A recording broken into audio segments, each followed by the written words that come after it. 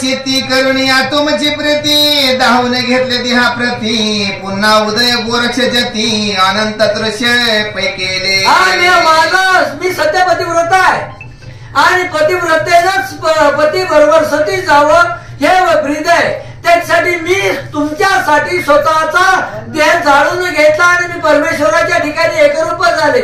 परंतु गोरक्षनाथाने मला कोट्यावधी रूप धारण केले तरी तुम्हा भवानी मिरविले माझ पुन्हा आवणी परे शेवटी मृत्यूपणाची काचणी पुन तुम्हा असेची ती पिंगळा असणारे हितोपदेश करू लागले म्हणजे महाराज जन्मे ते नासे नासे ते पुनरुपी दिसे हे घटिका यंत्र जैसे परिभ्रमे का जन्मलेलं मरणार आहे मेलेलं पुन्हा जन्मणार आहे ते कधी बंद होणार नाही। त्याप्रमाणे असणार हे जन्म हे जीवन नाशिवंत आहे आणि त्या एका नाशिवंतासाठी का अटी करायचे काय एवढा फुकट प्रयत्न करायचा। तरी राया मही भोजा आता संग सोडून माझा मोक्ष महितळी ध्वजा लावून या उभारी। तरी महाराज आता काय करा आपुली या हिता जो असे जागता तुम्ही हित कशात आहे ते शोध घ्या आणि ज्याच्या योगे करून आपुली आपण करा सोडवण संसार बंधन तोडावी। अरे तुम्ही तुमचा उद्धार करून मी माझा उद्धार केला आता तुम्ही त्या भगवंताला शरण जा आणि स्वतःचा उद्धार करून घ्या। या उपरी माझा कामचित्ती वरून आचरला संसार नीती परी मुक्ती मोक्षाची माणूस वाहती चढणार नाही महाराजा। महाराज तुम्ही माझी इच्छा केली माझ्या इच्छेसाठी 12 वर्षे या स्मशान भूमीत बसलाव राखात बसलाव चित्ता भस्मात बसलाव परंतु मी प्राप्त झाले का नाही झाले केव्हा होणारही नाही।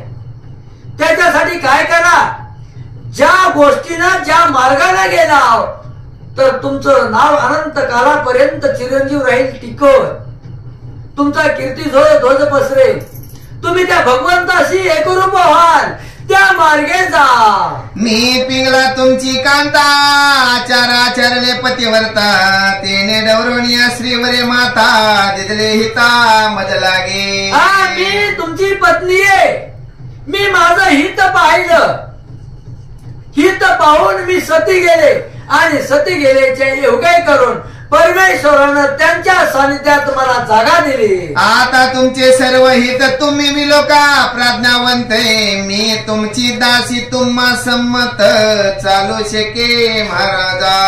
तुमचे हित तुम्ही दुसरं कोणी आपलं हित करत तेव्हा आपण अपेक्षा करतो तेव्हा आपलं काहीतरी हित करील काहीतरी मदत करील पण नाहीये। आपुलिया हिता जो असे जागता धन्य माता पिता तयाची प्रत्येक ठिकाणी संतांनी अर्धू सांगितले पण ऐकत कोण आणि त्यावेळेस ती पिंगला भरतरीला सांगते महाराज तुम्ही तुमचं हित पहा आणि आपलं हित करून त्या परमेश्वराला शरण जा।